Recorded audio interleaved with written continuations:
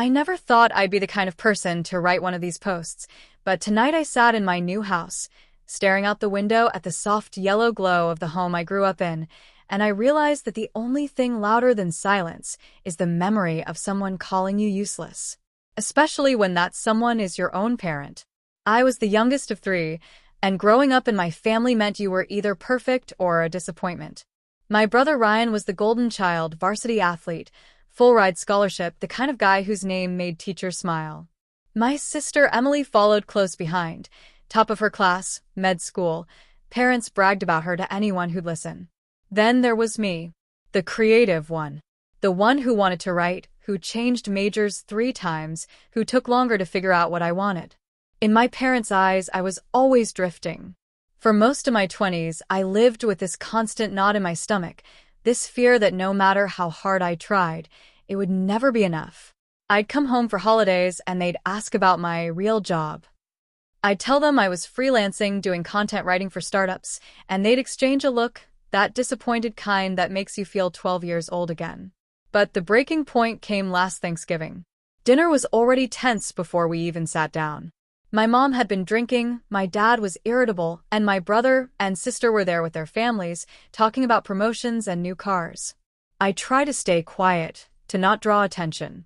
Then my mom asked, "So, how's your little writing thing going?" She said it like it was a hobby, like I was finger painting in a basement somewhere. I smiled, tried to keep my tone light. "Actually, it's going really well. I picked up a few big clients. I'm starting to make more than I did at my old office job." Ryan snorted into his wine glass. "Come on, dude, you make money writing blog posts?" I forced a laugh. "Yeah, I do.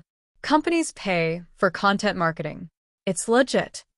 That's when my dad dropped his fork, hard, and glared at me. "You're 31 years old and still pretending to have a career.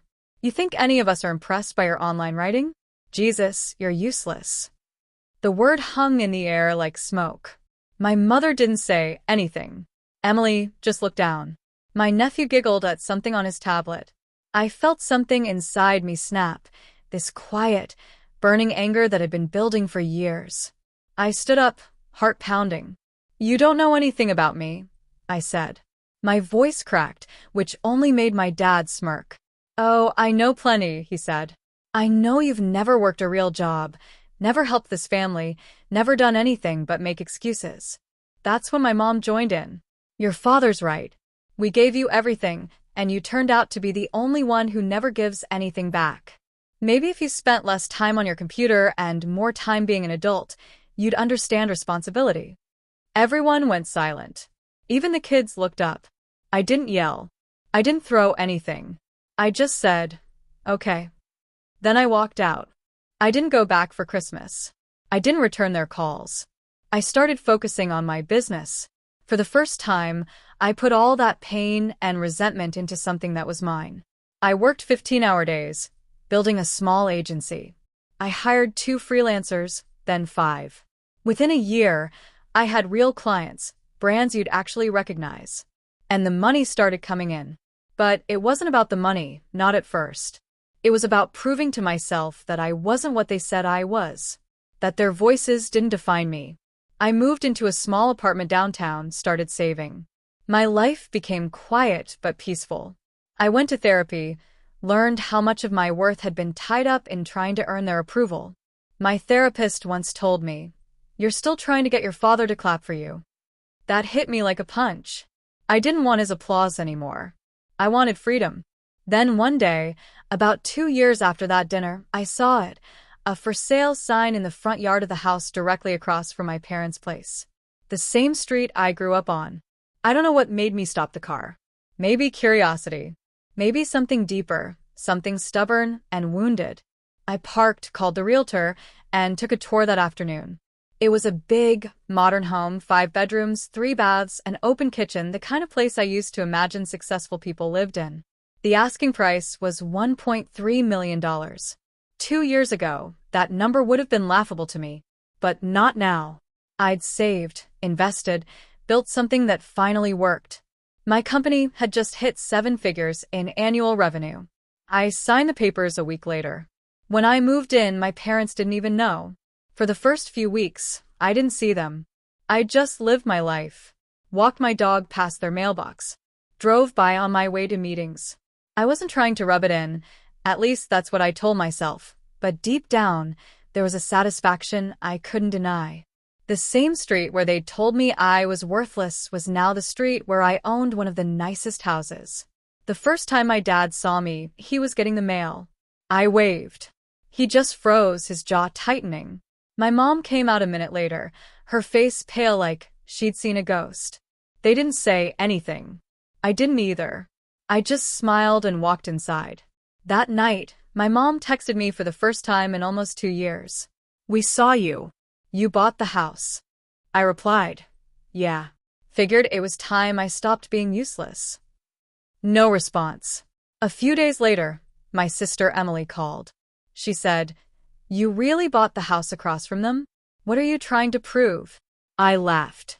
Honestly, nothing. I just liked the view. But that wasn't the whole truth. The truth was that for years, I'd been chasing their approval, begging for them to see me. Now they couldn't ignore me. Every morning when they looked out their window, they'd see the life they said I'd never build. Last week, my dad finally came over. He stood on my porch, hat in hand, staring at the ground. When I opened the door, he said, "You did all right for yourself." I didn't invite him in. I just nodded. Yeah, I did. He looked like he wanted to say more, but he didn't. He walked back across the street without looking back. After he left, I sat in my living room for a long time, thinking about what that moment meant. It wasn't victory. It wasn't revenge. It was peace, a quiet, complicated kind of peace that comes when you finally stop needing someone else to tell you you're enough. Sometimes I still catch my mom watching from her kitchen window. We don't talk much. Maybe someday we will. But I'm not waiting anymore. People always say success is the best revenge, but I don't think that's true. I think peace is. Success fades. Money becomes normal.